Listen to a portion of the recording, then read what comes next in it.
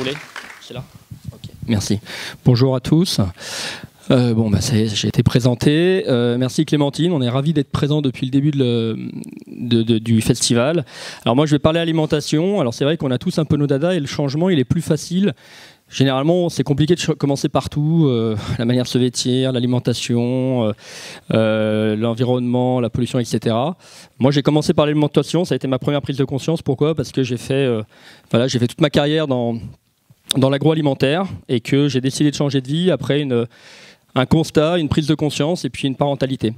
Et voilà, j'aime bien cette citation qui dit que le bonheur est un rêve réalisé à l'âge adulte.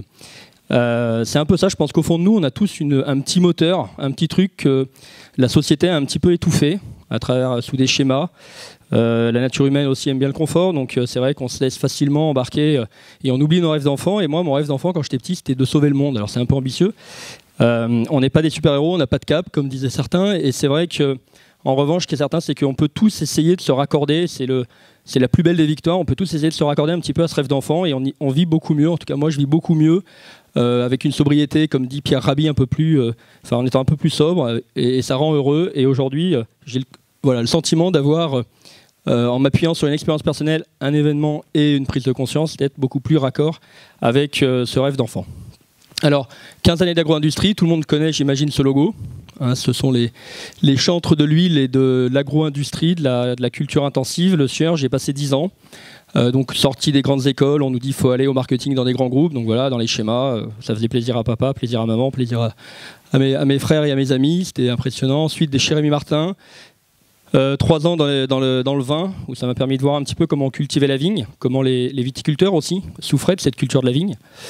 Et puis 3 ans ensuite dans un groupe de négoce agroalimentaire où je suis parti pendant 3 ans en Afrique pour faire redynamiser des cultures locales, coton, arachide, sésame. Et là, ça m'a permis effectivement de me rendre compte aussi comment est-ce qu'on avait embarqué l'Afrique, qui ont des terres fertiles, l'Afrique dans nos modes, dans nos process intensifs de culture et d'agriculture. Alors, ce qu'il faut également se souvenir, c'est que donc moi, ça m'a permis d'avoir une vue un peu 360 sur la graine à l'assiette. Et ce qu'il faut bien comprendre, c'est que cette agro-industrie, elle avait quand même pour but, après la guerre, on nous a vendu que c'était pour éradiquer la famine dans le monde. Il fallait produire intensif, il fallait avoir des rendements, etc. Il fallait rationaliser. Bon, on a entendu qu'il y avait 600 millions de personnes qui mouraient encore de faim. Je crois que cet objectif, il n'est pas atteint et que c'était effectivement une couleuvre.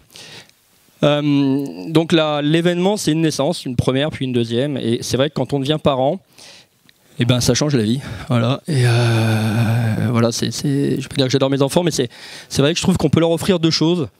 À nos enfants, c'est de l'amour, et puis c'est une alimentation saine. Et ils n'ont pas besoin de plus quand ils sont petits.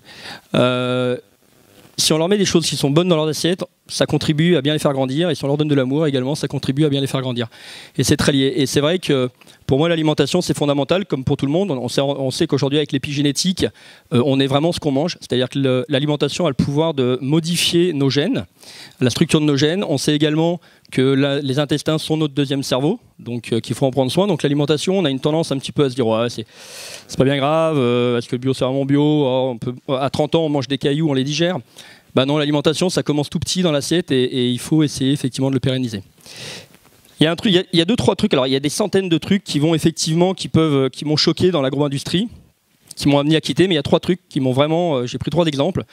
Le premier, c'est pourquoi il faut choisir. Alors le marketing a une vertu, c'est qu'il segmente ce que la nature fait gratuitement. Ça va le segmenter. Alors j'ai pris le cas de Saint-Hubert, donc s'il y a des gens de chez Saint-Hubert ici, ne m'en voulez pas. Voilà, Saint-Hubert, ils ont une margarine Goober, qui est délicieuse, ils ont une margarine aux oméga 3, ils ont une margarine bio, ils ont une margarine au DHA. Et leur slogan, c'est évidemment « comme ça, on vit mieux ». Alors moi, j'ai envie de dire, je veux la Saint-Hubert bio, parce que je mange bio, donc en fait, j'ai pas le droit à la nutrition. Si je veux celle qui est bonne au goût, bah, je n'ai pas le droit ni au bio ni à la nutrition. Voilà, et c'est très bien, en fait, on va toucher 4 consos. On aime bien mettre les consommateurs dans des étiquettes. Si tu manges bio, on peut te mettre du sucre, du sel, de l'eau, des additifs, c'est pas très grave. Enfin, pas d'additifs en l'occurrence en bio, mais on peut te mettre des produits nutritionnellement pas au point, qui viennent du bout du monde, c'est pas grave, tu manges bio, et etc. Et ça, c'est quelque chose, effectivement, je me dis pourquoi est-ce que le consommateur doit choisir quelque chose que la nature fait gratuitement? La nature, elle fait pousser une courgette, elle est bio, elle est bonne, elle est locale, elle est bonne, voilà, c'est gratos, quoi. Ensuite, la deuxième chose, c'est est-ce que les marques prennent vraiment soin de notre santé? Alors, j'ai pris, toujours sur l'huile, j'ai pris un exemple, là, il y a 50 ans, après-guerre, on nous vendait de l'arachide, on disait déjà qu'elle était bonne pour la santé. Ensuite, on se souvient peut-être de l'arrivée de fruits d'or, une île au vert, tournesol, elle est légère, légère. On nous disait qu'elle était bonne pour la santé. Puis ensuite, il y a eu le régime crétois avec l'huile d'olive, où on nous dit également qu'elle est bonne pour la santé. Voilà, donc là, on parle d'un régime. Hein. On a pris un ingrédient, on en a fait un régime alimentaire. Ce qu'il faut comprendre, c'est que dans les années 50, le Sénégal était une colonie française, donc c'était un débouché colonial, l'arachide. PAC 70, ça a été la subvention des cultures du tournesol, donc fruits d'or. PAC 90, politique agricole commune 90, subvention de la culture de l'huile d'olive. Donc il y a 30 ans, on ne consommait pas d'huile d'olive à Lyon. Aujourd'hui, on consomme que ça.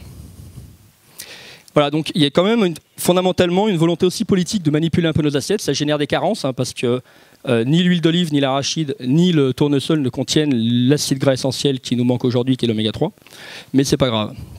Alors après, l'autre truc, c'est est-ce qu'on peut encore appeler ça de la bouffe finalement? Voilà, manger des additifs, manger de la chimie, manger des pesticides.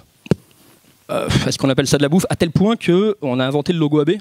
Alors ce qui est fou, c'est qu'on met un logo sur 25 000 ans d'agriculture. C'est-à-dire que la norme, c'est pas le bio. La norme, c'est ça. Voilà, la norme, c'est ça, c'est l'additif, c'est le pesticide. Drôle de société qui a inversé la norme. Et avec des conséquences, évidemment, l'INRA aujourd'hui a déclaré que l'alimentation dite moderne est la première cause de mortalité en Occident. Ça fait rêver. À l'heure où on a effectivement une médecine à la pointe, plus de mortalité infantile, et ben on se rend compte que la première cause de risque, c'est l'alimentation. C'est quand même assez dingue. Et on a une espérance de vie en bonne santé qui recule année après année. Donc on nous promet de vivre 20 ans en mauvaise santé. Ça fait rêver. Voilà. Alors ça, c'est le plan D. Et enfin, il y a 30 ans, j'adore cette couverture, il y a 30 ans, le Time disait déjà la planète est en danger. Il y a 30 ans. Pas vraiment sûr que on est vraiment bien bossé, quoi. Voilà. Bon, alors du coup, moi c'est vrai que ça a été mon déclic. Le premier truc, c'est d'arriver à sortir du déni, de me dire voilà, tout ce qu'on m'a vendu pendant 15 ans, ben, c'est faux. Donc à un moment, il ne faut pas s'y cacher, il ne faut pas minimiser.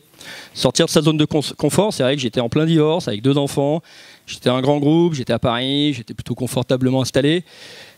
Ben non, en fait, j'étais pas heureux. Et puis surtout, faire évoluer nos habitudes alimentaires.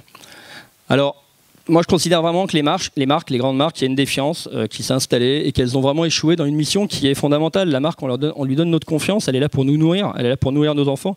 On n'a pas le droit, on a une responsabilité qui est fondamentale, qui est de bien nourrir les gens.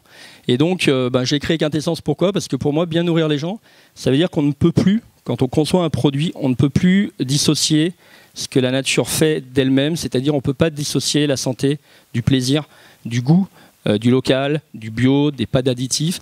Donc il faut arriver à faire effectivement, à proposer une alimentation qui est 360. Alors c'est super difficile, on en a bavé parce qu'effectivement ça nécessite de maîtriser des filières, ça nécessite de travailler avec des nutritionnistes sur les équilibres nutritionnels, de travailler les saveurs avec des créateurs culinaires, d'arriver à avoir des textures sans additifs. Donc c'est effectivement très long, nous on lance qu'un produit par an parce qu'on n'a pas les moyens de lancer plus, c'est trop long en développement. C'est facile de mettre de la chimie, mais l'aliment à le maîtriser c'est plus compliqué.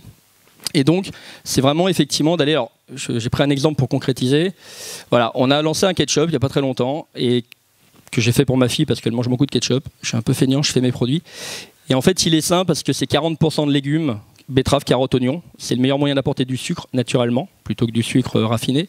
Et 40% de tomates. Tous les légumes et les tomates viennent de Marmande. Tous les légumes sont cultivés en plein champ en France, en bio.